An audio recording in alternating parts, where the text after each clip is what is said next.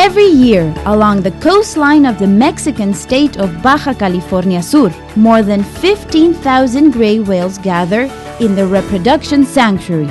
They are the main protagonists of one of the longest migrations in the animal kingdom.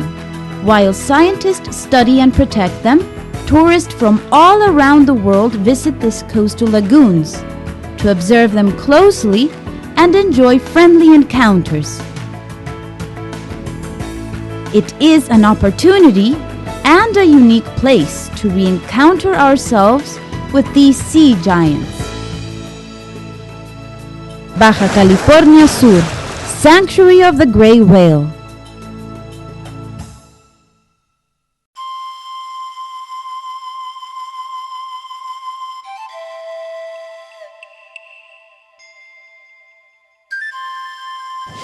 On the west coast of Baja California Sur, many coastal lagoons exist, with the ideal conditions so that year by year, some millenary inhabitants return to their natural reproduction sanctuary, the gray whale.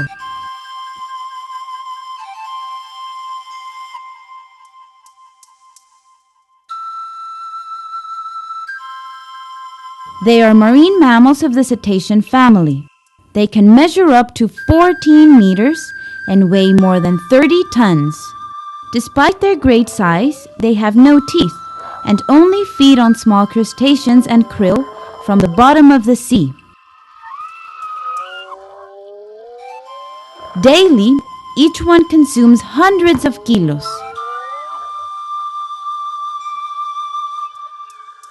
In search of the food they need, these sea giants have periodically migrated for centuries, from the benevolent waters of Baja California Sur to the rich Arctic seas.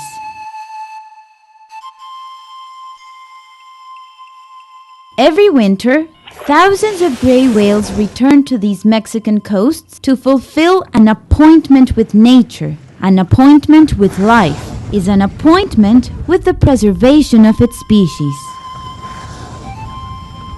They congregate along the South Californian coastline to celebrate their mating ritual and the birth of their new generations.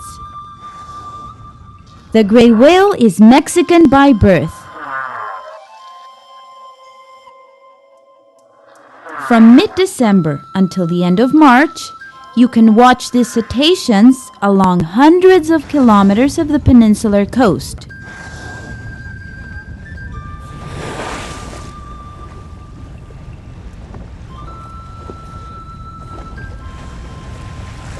Their highest concentration happens in inlets or shallow coastal lagoons and muddy water that the whale uses as shelter to have its young.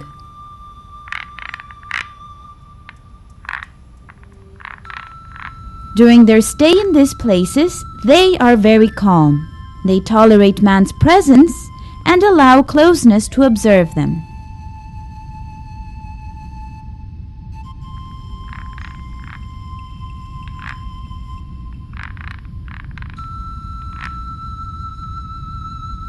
The concentration of these marine mammals in the coasts of Baja California Sur is an unprecedented natural show.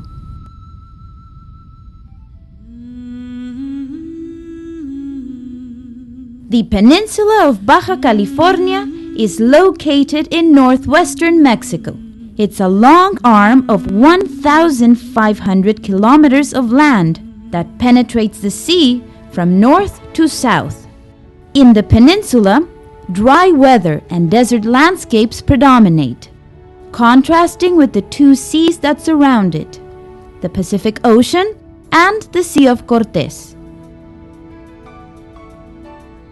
Altogether, they form a singular and diverse ecosystem with amazing landscapes, a scenic catalog of natural wonders that achieve their best expression in the south part of the peninsula. Precisely what corresponds to the state of Baja California Sur, birthplace of the gray whale. The resources of this state include more than 2,000 kilometers of shores, with dozens of islands, which, for their beauty and richness, were catalogued as humankind's heritage. The great extension of the Baja California Peninsula forces its south end to function like an island in many aspects. Its communication with the rest of the country and the world is mainly by air or maritime in comfortable passenger ferries. The Sea of Cortés is a spectacular bridge that joins the south of the peninsula with the mainland.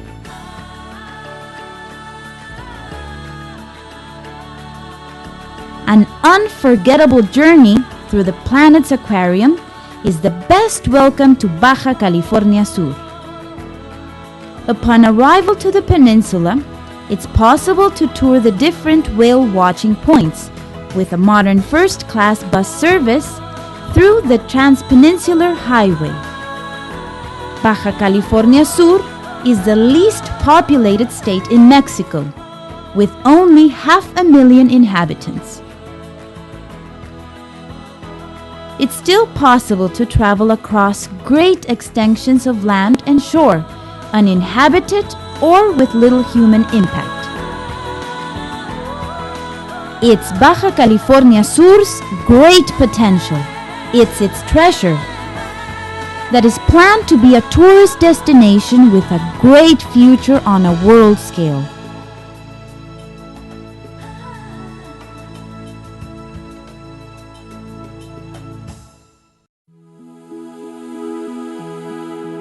Halfway through the peninsula, just where Baja California Sur begins, the Ojo de Liebre Lagoon is located.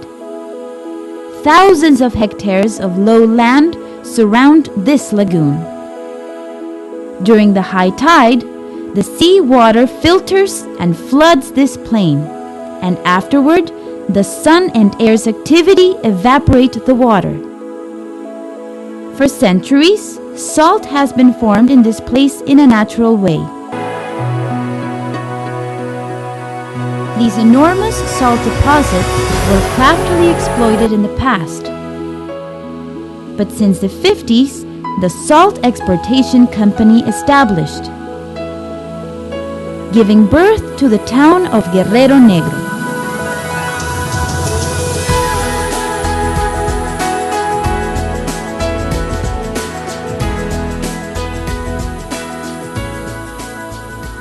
Nowadays, it's the biggest salt mine of its kind in the world, and the method to produce salt continues to be the same.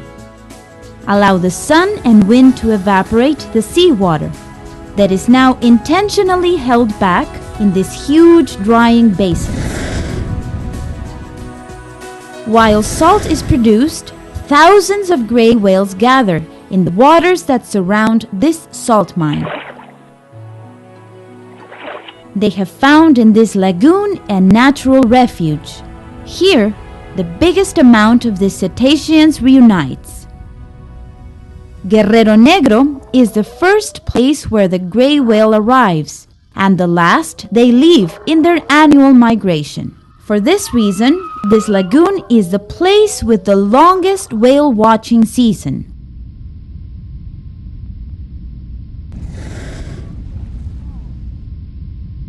Guerrero Negro is world famous for being the best whale watching place. It's a tourist attraction of the place.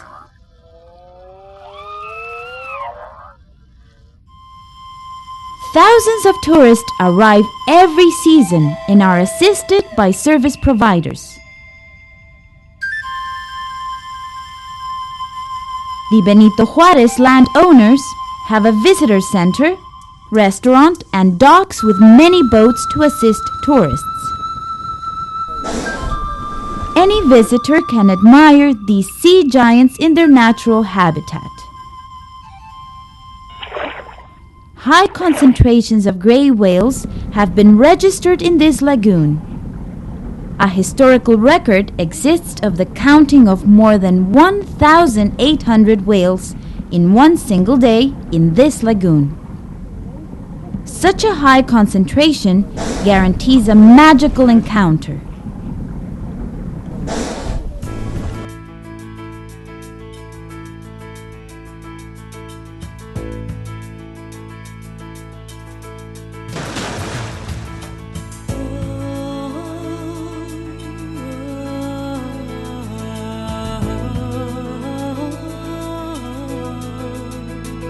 But the whales don't arrive alone to the Bay of Guerrero Negro. The drying basins of the salt mine and its surroundings have become a refuge of marine birds, like the fishing eagle, besides hundreds of other migratory birds that every winter arrive in search of better environmental conditions and the safety that these waters offer.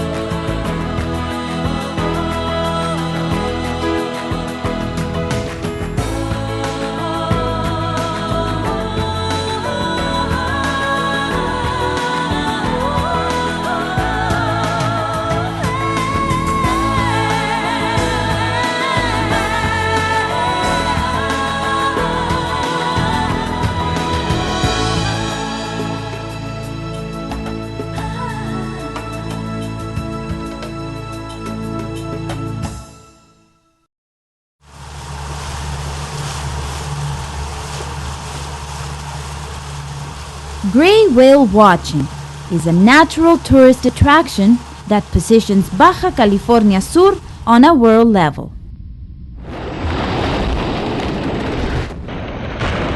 But few know how this story started. Lo más curioso ocurrió en 1972, que estando pescando tuve el primer encuentro con una ballena amistosa. More than 30 years ago, an accidental encounter of Francisco Mayoral, better known as Pachico, with a gray whale marked the beginning of the practice of gray whale watching in the region. Y cuando tuve el encuentro con esa ballena, pues me agarró descuidado, definitivamente, porque yo estaba entretenido pescando a mano con una piola, cuando de repente por el otro lado de la panga pues sacó la cabeza una ballena, tallando la panga. Para mí pues la impresión primera fue nervioso más que nada.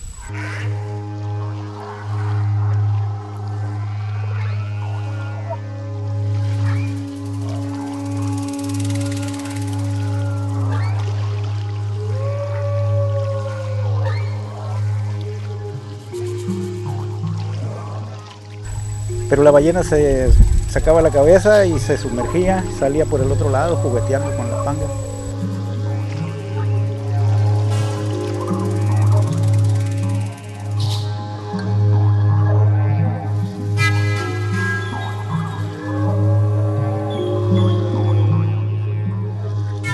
Ya pasados unos minutos, pues como que yo también me tranquilicé porque no miré ninguna actitud agresiva de parte de ella. Y con mucho cuidado, pues la acaricié muy levemente. Le pasé la mano por parte de la cara.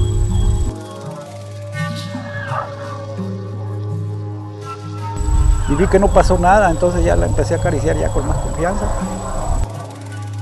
Cuando lo conté aquí a mi gente, a mis conocidos, pues nadie me lo creyó. Pues de ahí fue pasando el tiempo, pues no le di la importancia que ahora tiene todo eso. This is the first documented friendly encounter between Pachico and the gray whale. It was the seed of this species watching as a tourist activity in Baja California Sur. Nowadays, man respectfully enjoys the encounter with the gray whales in their reproduction places.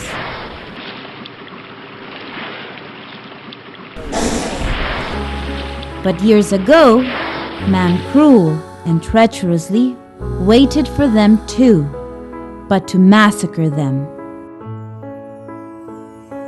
During the 19th century and the beginning of the 20th, an indiscriminate hunt for gray whales was done, of such a scale that put the species on the brink of extinction. Their population went down to just a few specimens.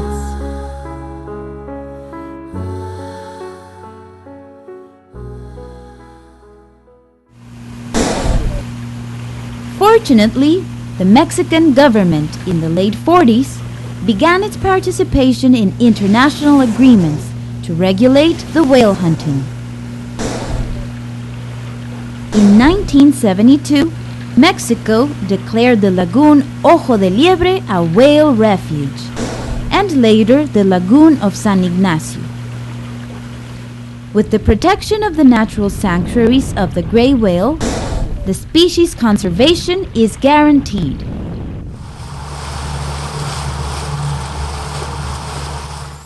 Mexican researchers carry out census by boat and overflights by ultralight aircraft.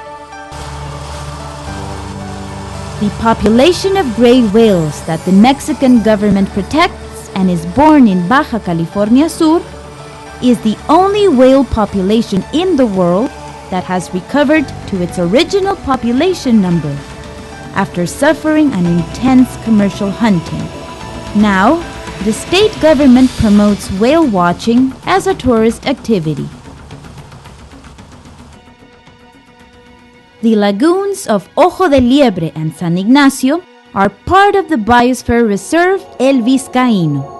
It's the biggest in Mexico, with 2.5 million hectares. The reserve El Vizcaíno is a habitat for many endemic species, like the berrendo peninsular, which is endangered.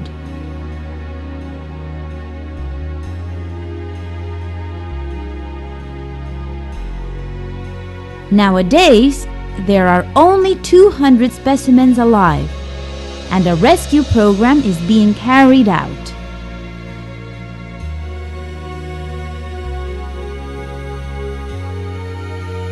The success in the recovery of the gray whale is a ray of hope that encourages the efforts that are being done to save the berrendos of El Vizcaíno. South of the reserve, San Ignacio is located, a small town founded next to this oasis that gives life to abundant vegetation that stands out among the arid landscapes of the area. Its atmosphere is very calm. In the main plaza, the San Ignacio Mission stands out, one of the most beautiful preserved in the peninsula. This is the starting point, so then you head to one of the best places for whale watching, the San Ignacio Lagoon. The access is through a well-kept dirt road. It's a journey through landscapes of flat and dry desert, but also diverse and intense. It's the transition between what we call civilization and isolation. It's penetrating in a natural environment territory.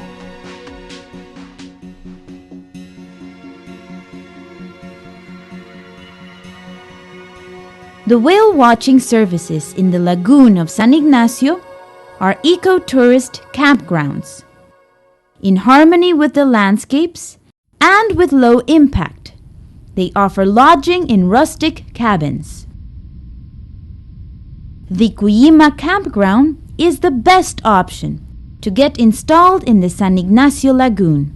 Its isolated conditions don't prevent it from having some services and commodities, thanks to the proper use of wind and solar energy. It's a privilege to lodge in the campground, enjoying the contact with the beauty of these places.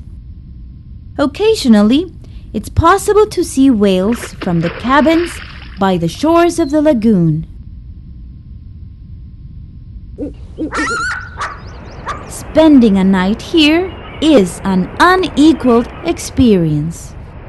The songs of the wind and sea, with some whale puffings, are the music that accompanies the majestic show of a starry night.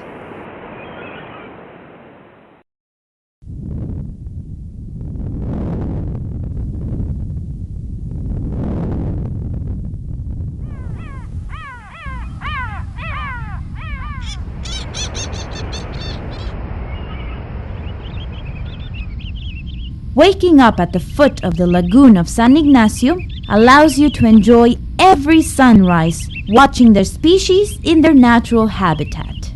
Like this pack of coyotes that gazes at its surroundings.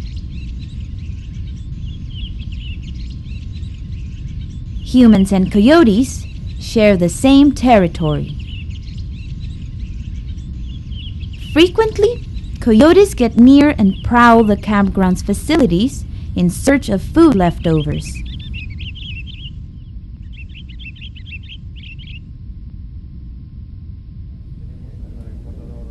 During whale season, groups of tourists from different parts of Mexico and the world arrive to the Cuyima campground to enjoy a unique experience.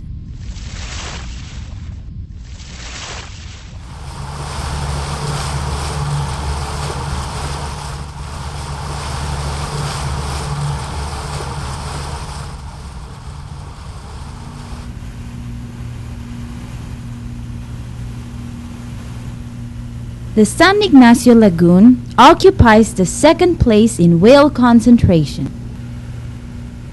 A famous place for the high percentage of friendly encounters of man with whales.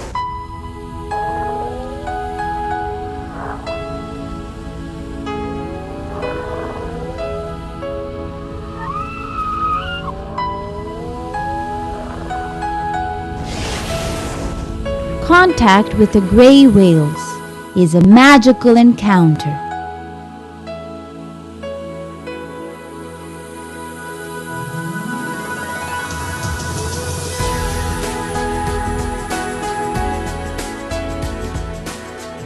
The whales decide which boats they get near to.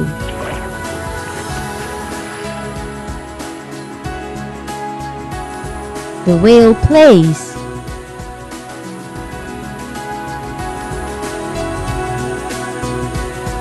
They are friendly and safe encounters that all the family can enjoy. It's an experience that will be remembered throughout life.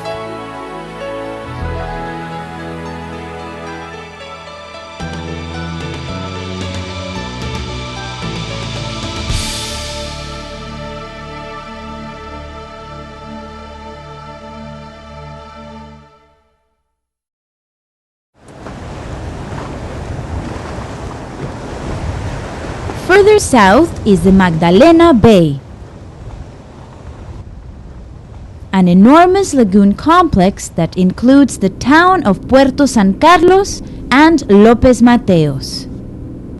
Both are excellent options to those visitors from south of the state that are looking forward to meeting these cetaceans. Parting from La Paz or Loreto, one-day tours are done in comfortable buses that transfer the tourists to the dock where boats sail out.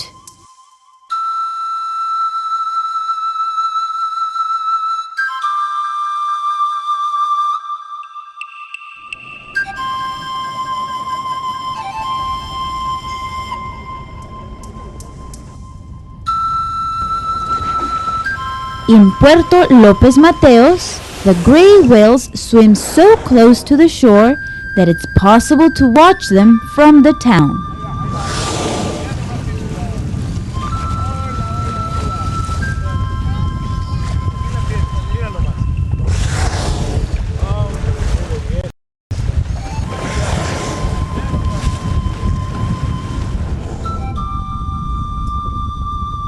With the inland waters shelter, the mother whales swim side by side with their whale calves that leap several times.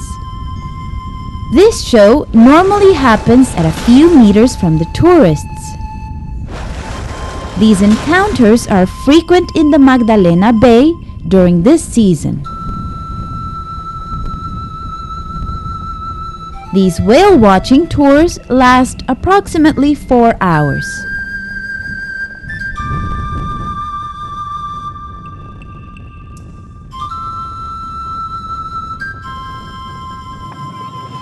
The scenic richness of this bay places López Mateos and Puerto San Carlos among the best options to practice other recreational activities.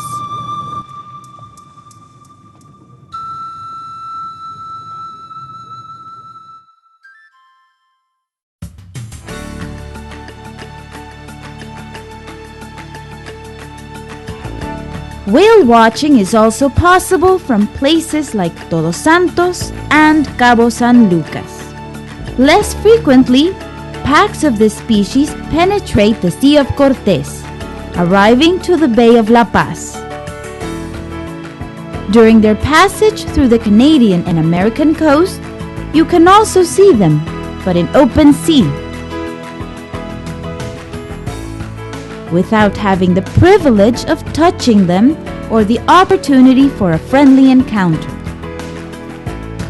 Every year, more than 20,000 gray whales come back to Baja California Sur.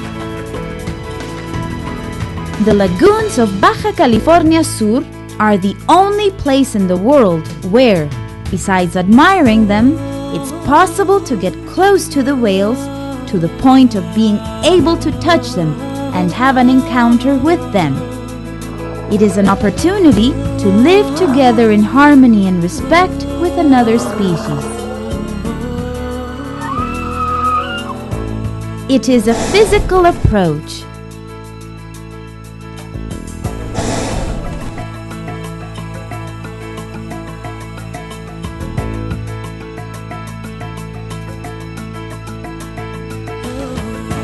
It is an emotional approach.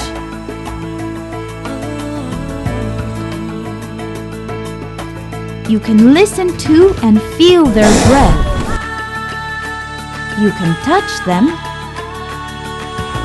caress them,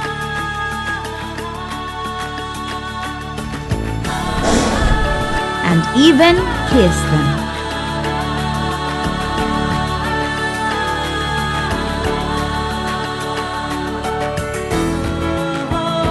Baja California Sur, the best place in the world for an encounter with the gray whale.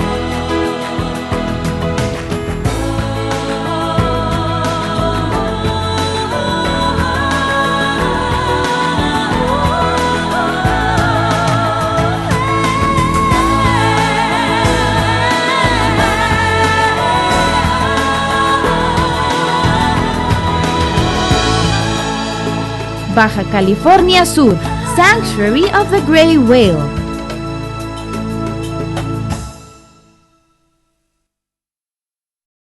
Durante el rodaje de este documental le preguntamos a las personas que nos dijeran por qué creen que se acercan las ballenas a las lanchas. ¿Tú por qué crees que se acerquen las ballenas a las lanchas? Yo creo que las ballenas grises se acercan a la lancha porque quieren interactuar con nosotros, algunos de ellos por curiosos.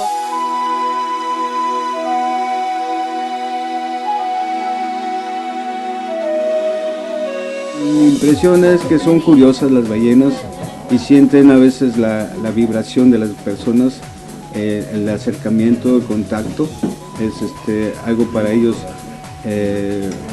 pues, emocional, podríamos decir.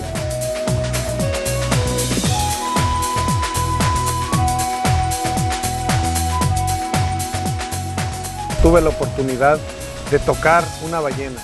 La primera vez que tuve esa oportunidad mágica quedó grabada para siempre en mi mente.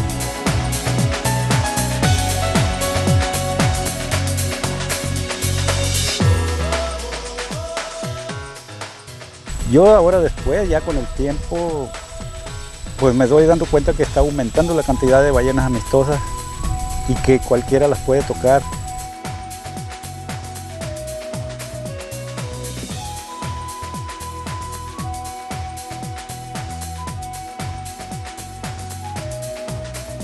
Principalmente nos están dando una gran lección después de todo lo que se han casado y pues cosas que los humanos les hemos hecho.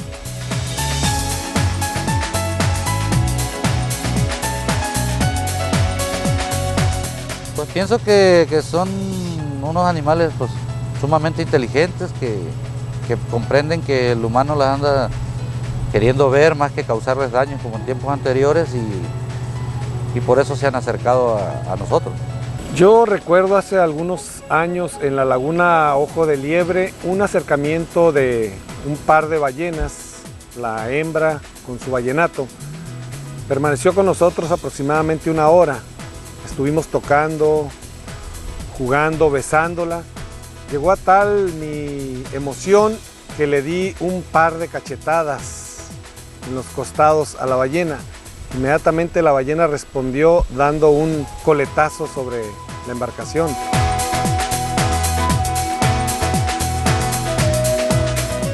Algo como si nos estuvieran dando la lección de no sé, de acercamiento con la gente, tener contacto directo en los animales y nosotros, nada más que a lo mejor nosotros no los entendemos. Muy amigable, se acercaba a la lancha y como que todos los que lo acariciaban, súper contentos y todo, pero la cría cerraba los ojos como si fuera casi un perrito que lo acarician, entonces cerraba los ojos. Y fue muy impresionante porque realmente se notaba que él quería estar ahí y él quería estar con nosotros. Ha sido, yo creo que de las más impresionantes. No se puede describir con palabras cuando las tocas, pero pues es una sensación de alegría mezclada con muchas cosas pues difíciles de describir. Creo que lo más fácil es estar ahí y hacerlo. O sea, jugando ella también. Tú me pegas, pues yo también te respondo, ¿no? Fue muy, muy emocionante.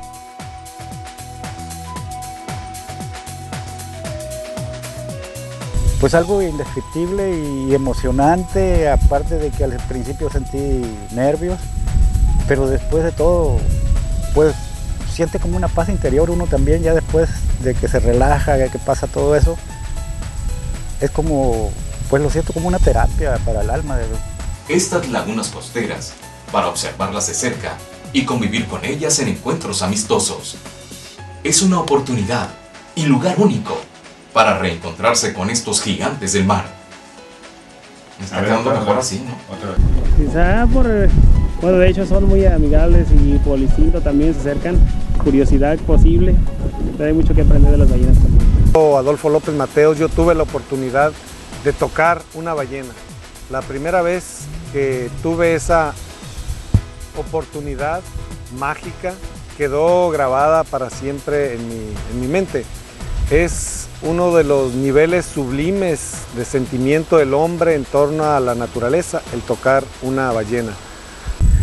Pero la emoción principal para mí fue algo que no he experimentado nunca, como cuando nació mi primer hijo de la mañana, no hallaba qué hacer, y así sentí también con la ballena después de que pasó el evento ese. ¿Y tú ya fuiste a ver a las ballenas?